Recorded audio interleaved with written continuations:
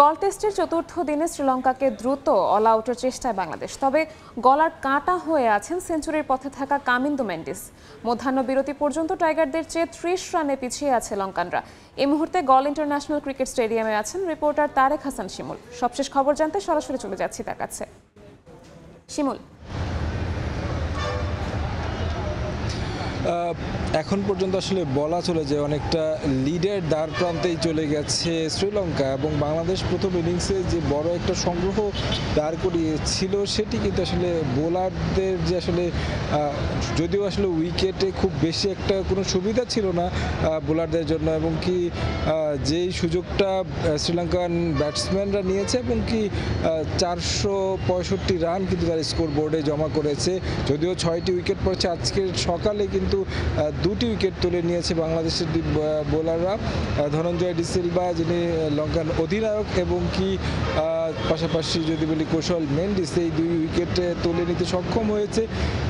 দ্বিতীয় সেশনটা আজকের দিনে সবচেয়ে বেশি গুরুত্বপূর্ণ বাংলাদেশের জন্য, কারণ এই সেশনে কিছুটা বল টার্ন করা শুরু করেছে। আমরা যেমনটা তৃতীয় দিনে দেখেছি অনেকটাই ফ্ল্যাট ছিল, উইকেটে খুব বেশি সুবিধা পাচ্ছিলেন না। শেষ বিকেলের দিকে এসে পেস বোলাররা দেখছিলাম যে কিছুটা সুইং পাচ্ছিলেন, সেই জায়গা থেকে স্পিনাররাও ভালো টার্ন পাচ্ছিলেন বিকেলটায়। এবং এখন যেমনটা দেখা যাচ্ছে চতুর্থ দিনের এই সকালে এসে বেশ ভালোই টার্ন পাচ্ছেন স্পিনাররা।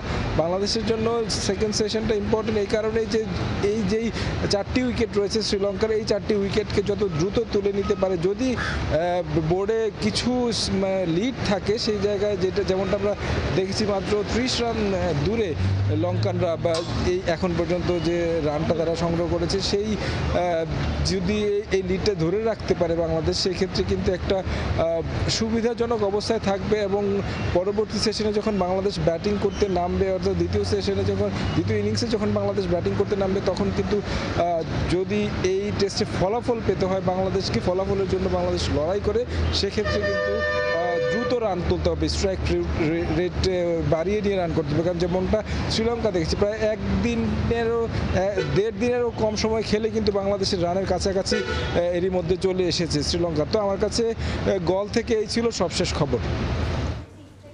সরাসরি যুক্ত ছিলাম গল ইন্টারন্যাশনাল ক্রিকেট স্টেডিয়ামে।